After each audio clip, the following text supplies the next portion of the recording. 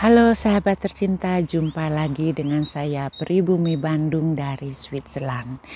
Saat ini saya akan mengunjungi mengajak kalian untuk melihat-lihat suasana di Botanic Garden yang ada di dekat desa saya tinggal ya. Jadi jaraknya itu hanya kurang lebih 5 kilometer ya dari rumah saya. Kebetulan sekarang musim semi di sini, jadi udara sangat bagus dan saya akan memperlihatkan kepada kalian bagaimana keindahan negara Swiss ini, dan juga kita akan berbincang-bincang mengapa negara Swiss bisa indah seperti ini. Itu karena dijaga juga ya oleh masyarakatnya. Masyarakat di sini itu sangat mencintai alamnya dan juga kita menjaga kebersihan. Nah, di video ini saya ingin berbagi pengalaman atau pengetahuan yang saya dapat untuk kalian semua, step by step ya, semoga bermanfaat. Ikuti videonya. Nah, di belakang saya ini adalah Botanic Garden ya teman-teman. Untuk masuk ke dalam sini itu kita tidak dipungut biaya apapun. Nah, mengapa tidak dipungut biaya? Karena pemerintah daerah ini mempergunakan pajak yang dari masyarakatnya itu untuk membuat Botanic Garden ini dan pelayanan ya, service kepada masyarakat untuk free ya, jadi gratis gitu. Jadi ada dari kedua belah pihak, kerjasama antara masyarakat membayar pajak dan juga pemerintah itu mengelola hasil pajaknya secara nyata. Contohnya dengan adanya tempat-tempat wisata yang kita gratis ya, nggak usah bayar. Ada juga tempat-tempat wisata yang kita harus bayar ya tentunya ya teman-teman. Ini hanya salah satu contoh yang dimana hasil dari pengelolaan pajak di negara ini diperuntukkan kembali untuk masyarakat setempat. Selain itu juga tentu untuk pembangunan jalan-jalan. Nah, kenapa ya jalan-jalan di negara Swiss itu pada bagus-bagus ya? Nah, itu juga dari hasil pengelolaan pemerintahnya ya. Jadi begitu, ada timbal balik ya, masyarakat yang sadar hukum, sadar membayar pajak, dan juga pemerintahnya itu saya tidak bisa mengatakan bebas korupsi, tidak ya, tetapi kecil sekali kemungkinannya untuk berkorupsi di negara ini. Dan tentu sekarang saya akan mengajak kalian untuk memasuki Botanic Garden-nya yang ada di negara Swiss ya. Ini Botanic Garden itu hanya bukanya itu kalau musim semi sampai akhir musim gugur ya. Karena kalau winter, musim salju, tentu pohon-pohonan, daun-daun semua rontok ya, tidak ada bisa yang dilihat, sehingga di sini tutup. Nah, itu juga kan keindahan alamnya berbeda teman-teman ya. Di Indonesia berbahagialah kita bisa setiap saat menikmati keindahan alam. Hijaunya pepohonan. Kalau di negara Swiss lain ya, tentu kalau winter itu ya kita juga enjoy apa yang ada, seperti salju yang turun atau pegunungan-pegunungan yang cantik dengan saljunya. Silahkan lanjut ya, diikuti bagaimana suasana di Botanic Garden di daerah Groningen, Switzerland. Nah, inilah bunga tulip ya yang biasanya tumbuh pertama ya untuk musim semi. Ini adalah salah satu bunga pertama yang bisa kita lihat. Jadi sangat indah. Dan juga saya melihat ya sudah banyak juga pengunjung yang enjoy di sini menikmati keindahan alam di Botanic Garden ini. Seperti yang kalian lihat ya di belakang saya teman-teman, betapa indahnya kalau musim semi di negara Swiss ini. Ya, bunga-bunga di belakang saya ini bunga tulip ya, luar biasa. Memang yang saya rasakan ya, untuk ketenangan batin kita agar tidak stres, kita harus mempunyai keseimbangan. Maka yang saya lakukan di sini di sela-sela kalau saya ada waktu, saya selalu menghubungkan diri saya dengan alam, sehingga saya menemukan kembali ya keseimbangan tersebut. Karena dengan kalau yang kita lihat yang indah-indah itu kan otomatis juga membuat pikiran kita jadi senang. Nah, di sini saya akan menghubungkan juga dengan keadaan di Indonesia. Jika saja semua tempat ya di Indonesia pun bersih atau nyaman untuk dikunjungi, maka saya yakin ya kalian yang mengunjunginya pun akan merasakan sesuatu yang nyaman, yang damai untuk pikiran dan hati kita. Nah, sesuatu juga yang ingin saya sampaikan di kesempatan ini ya sahabat tercinta, mengenai kebersihan. Sebetulnya di negara manapun itu bisa ya melakukannya. Namun di sini diperlukan sekali kesadaran dari diri kita pribadi. Memang pemerintah mengelola masalah kebersihan ya di negara ini. Namun juga itu ditunjang kerjasama dari semua masyarakatnya. Jadi contohnya kalau kebersihan itu kita buat dari rumah kita sendiri untuk meringankan ya pemerintah atau penjaga atau pengelola kebersihan untuk menjaga kebersihan di negara ini. Contohnya kalau seperti plastik atau botol atau aluminium, kalau di negara sini itu sudah dari zaman sebelum saya mengetahui atau menginjak negara ini, mereka itu sudah membuat sistem untuk dibagi-bagi gitu ya. Jadi sampah plastik, sampah botol dari kaca kayak gitu ya, atau juga aluminium atau kaleng kayak gitu, kita itu disediakan juga ya tempat pembuangannya. Bahkan kalau di sini itu sampai botol itu warna pun dipisahkan ya.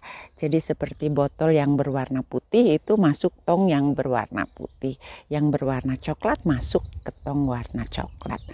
Sedangkan yang berwarna hijau juga ada ya tempatnya. Dan disiplin ini sudah ditanamkan dari sejak kecil. Sebetulnya ini hal yang mudah sekali ya. Mengapa saya mengatakan mudah? Karena ini pun pengalaman saya. Sejak dulu anak saya kecil itu saya mengikuti, karena menurut saya ini hal yang positif ya.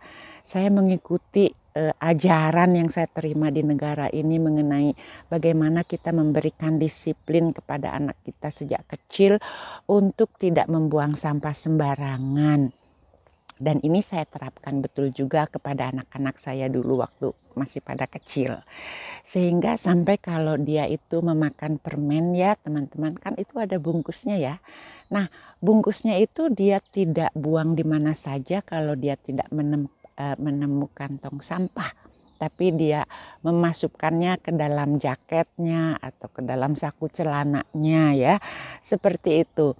Jadi kalau dia pas pulang ke rumah itu saya selalu memeriksa celana panjangnya ya, saya memeriksa sakunya atau jaketnya, dan saya selalu menemukan sampah-sampah tersebut. Nah, ini adalah langkah awal yang sebetulnya kecil, tetapi manfaatnya ini sangat luar biasa. Kita bayangkan ya, kalau satu orang ya berarti satu sampah. Kalau 1.000.000 orang itu 1.000.000 sampah. Nah, kalau ratusan juta orang ya seperti di negara Indonesia. Nah, sudah berapa luas daerah yang akan bersih dari sampah. Wah, dengan melihat keindahan seperti ini saya jadi betah sekali ya untuk jalan-jalan dan meluangkan waktu saya di daerah ini. Sekali lagi ya teman-teman, tempat seperti ini di negara Swiss itu kita tidak dipungut biaya apapun. Dan juga bunga itu kalau di negara Swiss itu cukup mahal ya kalau kita beli di toko bunga. Dan di luar itu banyak sekali tanaman bunga-bunga, tetapi tidak ada satu orang pun yang mengganggu keindahan alam tersebut. Kita semua atau masyarakat di sini malah turut menjaga ya supaya kelihatan indah. Dan ini adalah sesuatu mental yang sangat positif ya. Saya jadi banyak belajar untuk mental itu. Kalau melihat bunga atau burung liar ya juga banyak di sini. Tidak ada orang satupun yang usil ya menembak burung atau berburu burung. Padahal burungnya banyak gitu. Atau untuk bunga-bunga juga seperti itu teman-teman. Sekarang saya memasuki ini adalah di ruangan kaca ya teman-teman ya. Karena kalau tumbuhan ini berada di luar itu udaranya tidak begitu bagus untuk tumbuhannya, maka ini ada di dalam ruangan kaca seperti ini ya. Ini seperti lidah buaya kayak begitu ya. Betul, exactly lidah buaya. Karena saya membaca di sana tertulis aloe vera ya. Nah ini tuh ditanamnya itu di dalam ruangan kaca ya, kaca besar seperti itu. Nah, kan kalau di kita di Indonesia tanaman ini kita bisa tanam di kebun halaman rumah. Namun kalau di sini dengan kondisi suhu udaranya ya tidak begitu cocok untuk tanaman tersebut, maka di Botanic Garden ini mereka membangun ruangan kaca khusus ya seperti ini. Nah ini apalagi kaktus ya. Kaktus kan biasanya senang udara panas. Kalau di Swiss itu kebanyakan kan udaranya dingin ya. Jadi mereka juga tanamnya di dalam ruangan yang diberi suhu cukup hangat gitu ya. Jadi di ruangan ini tuh hangat ya dibanding di luar tadi ya. Kalau kita di luar ruangannya itu justru lebih dingin daripada di ruangan ini. Jadi ini memang harus hangat sesuai temperatur untuk tumbuh-tumbuhannya. Oh ini ya saya melihat juga seperti apa nih kayak pohon palem kayak gitu ya teman-teman ya. Juga harus di dalam kaca. Wah kalau saya datang ke Indonesia ya, pohon palem kayak begini sih ditanam di kebun juga di depan rumah bisa kan gitu. Nah kalau untuk di sini hanya tempat-tempat tertentu. Kalau bisa ditanam di kebun rumah pasti saya pun sudah nanam biar ada suasana Indonesia ya di halaman rumah kita. Namun ya begitu, cuacanya berbeda. Jadi tanaman yang kita lihat pun akan sedikit berbeda. Hari ini karena di Botanic Garden ya, jadi banyak juga tumbuh-tumbuhan eksotik dari berbagai macam negara yang khusus ya didatangkan dan ditanam di Botanic Garden ini. Oh di depan saya malah melihat pohon pepaya teman-teman ya, tapi buahnya kecil-kecil tuh. Ya, jadi pohon pepaya juga ditanamnya di ruangan kaca seperti ini. Nah, itu dia buahnya kecil-kecil tuh, kelihatan nggak ya teman-teman ya? Tuh, ada pohon pepaya di sini ya dengan buah yang kecil-kecil. Kalau saya lihat pohon pepaya di Indonesia, di pinggir-pinggir sawah juga ya kadang-kadang ada pohon pepaya tuh. Wah, buahnya gede-gede. Mantap. Nah, jadi juga karena kondisi alamnya yang seperti ini, mengapa orang di Swiss itu lebih menyayangi ya atau melestarikan pohon-pohonan ya, karena untuk bercocok tanam itu tidak bisa setiap saat. Selain tidak bisa setiap saat karena kondisi udara ya, kondisi cuaca dalam setahunnya itu yang betul-betul hangatnya itu kan hanya 4 bulan ya teman-teman ya. Jadi sisanya yang lain itu dingin, kita tidak bisa menanam pohon-pohonan atau buah-buahan tertentu. Kita harus menunggunya. Karena ini di ruangan gelas kaca ya, jadi ada juga pohon-pohonan yang bisa tumbuh seterusnya karena disesuaikan temperatur atau suhu udaranya. Tentu saja di sini kita ya tidak bisa membedakan antara negara Swiss dan negara Indonesia. Nah, ini pun saya ingin menjelaskan mengapa ya saya tidak akan pernah membedakan antara negara Swiss dan negara Indonesia atau menyamakan ya. Karena perlu diketahui teman-teman, Swiss itu negara kecil yang hanya berpenduduk 8 juta orang. Jadi kan otomatis pemerintahannya itu akan lebih mudah ya untuk mengelola negara dan masyarakatnya.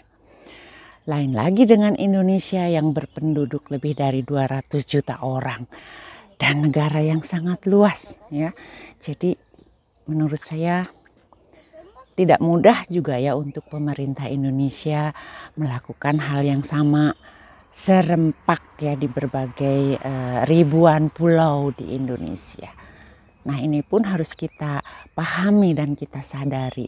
Walaupun saya yakin ya kalau pemerintah Indonesia pun sudah sangat mengembangkan ya kemajuan ekonominya untuk negara Indonesia.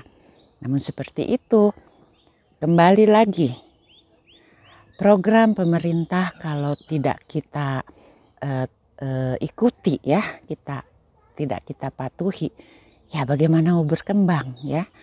Kembali lagi kalau saya bandingkan dengan negara di Swiss yang berpenduduk hanya 8 juta orang dan negara kecil ya, dan kita membayar pajak semuanya itu ya, pajaknya tinggi. Ya logikanya ya gampangnya saja, pemerintah mendapatkan uang dari masyarakat dan mereka bisa membangun negara ini tentu lebih mudah untuk berkembang dibandingkan dengan negara Indonesia yang lebih padat penduduknya, lebih luas wilayahnya ya. Dan memang juga dari kesadaran masyarakatnya mungkin ya masih banyak yang belum menyadari. Karena yang saya lihat ya banyak yang protes katanya wah kenapa ini nggak bagus ya, menyalahkan pemerintah kayak gitu kan. Bahkan juga demo-demo. Tapi kalau berkaca sendiri, apa yang sudah kamu berikan kepada pemerintah? Apakah kalian sudah sadar membayar pajak? Nah ini ya pertanyaan yang harus kita renungkan sendiri. Kalau kita susah membayar pajak ya, bahkan juga kabur jadi hal-hal yang pendapatannya contohnya harus membayar pajak 100.000 tapi ingin kecil jadi 10.000 kayak gitu. Nah itu kan di Indonesia tidak dipungkiri itu hal yang masih banyak terjadi. Jadi bagaimana negaranya mau cepat berkembang ya kalau masyarakatnya pun belum sadar dari hal kecil seperti yang saya ucapkan. Tetapi dari segi lain ya, saya pun harus salut dan sangat positif sekali seperti yang pernah terjadi ketika saya berkunjung ke Bali, di mana ada jalan ya di daerah tertentu itu yang belum diaspal ya, karena mungkin dari pemerintah itu belum terdaftar kalau untuk segera diaspal. Namun masyarakat setempat ya di desa tersebut, di Banjar tersebut, mereka mengadakan apa yang disebutnya swadaya masyarakat ya. Bapak dari Banjar ya, mungkin bapak kepala desanya dan beserta stafnya itu mengunjungi rumah-rumah penduduk untuk berswadaya, untuk mengumpulkan uang ya di saat itu semampunya ya. Jadi tergantung dari ekonomi masyarakatnya untuk mengumpulkan uang tersebut dan membangun jalan ya di desa itu, sehingga jalannya yang tadinya masih tanah dibuat menjadi jalan aspal. Nah ini salut ya, di Indonesia ada terjadi hal tersebut, dan saya yakin bukan hanya di Bali saja, namun juga di daerah-daerah lain ya. Saya yakin pasti banyak ya, karena budaya swadaya masyarakat di Indonesia itu sangat tinggi dan ini berjalan. Nah, sebaliknya kalau di Swiss, saya belum dengar ya ada swadaya masyarakat seperti itu untuk membangun jalan atau untuk membangun sesuatu atau sekolah kayak gitu, itu saya belum mendengar. Kecuali ada juga ya sumbangan-sumbangan pribadi ya untuk membantu klub sepak bola contohnya ya, atau membantu klub tenis, atau membantu perkumpulan para petani.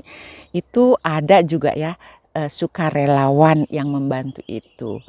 Namun kalau dari desa atau di sini dibilangnya Gemeinde, untuk hal-hal demikian itu tidak ada, karena itu dananya ya sekali lagi dari wajib pajak yang kita bayarkan setiap tahun ya. Di sini itu pajaknya ada pajak daerah setempat, ada pajak negara kayak gitu ya. Jadi pajaknya itu bukan satu ya. Dan setiap daerah itu juga berbeda tinggi atau besar dari pajaknya tersebut. Jadi contohnya kalau di kota-kota yang seperti Zurich itu ya, pajak akan lebih tinggi dibandingkan dengan provinsi lainnya ya, kalau di Indonesia seperti itu. Namun di Swiss itu karena negara kecil, jadi dibilang satu provinsi itu tidak sebesar provinsi Jawa Barat atau provinsi Kalimantan ya, provinsi Jawa Timur kayak gitu, nggak sebesar itu ya, karena negaranya sendiri pun tidak besar ya teman-teman.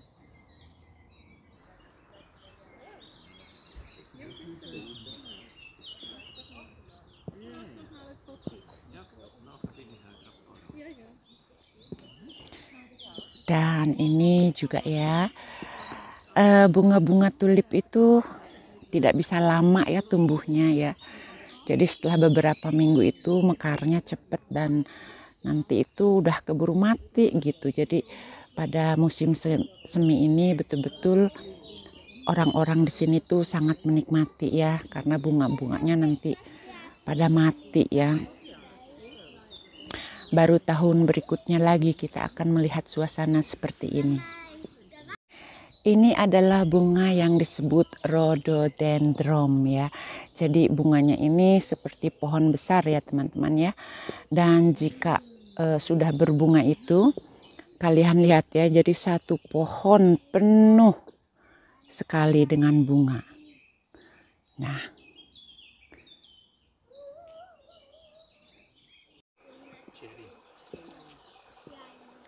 dan ini adalah pohon seri ya, dengan bunganya seperti ini teman-teman. Indah sekali. Dan di sini pun saya melihat ada pohon bambu ya, bambu yang kecil itu ya teman-teman ya. Tidak seperti bambu di Indonesia besar-besar. Di sini saya melihat ada pohon bambu.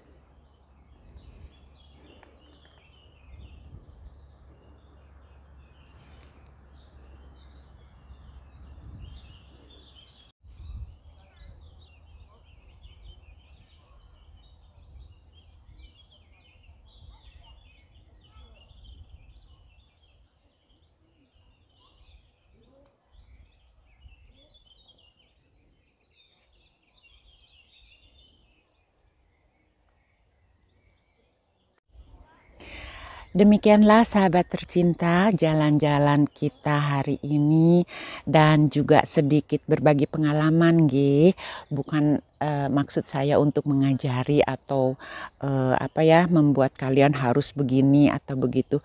Tidak sama sekali. Saya hanya ingin berbagi pengalaman saja.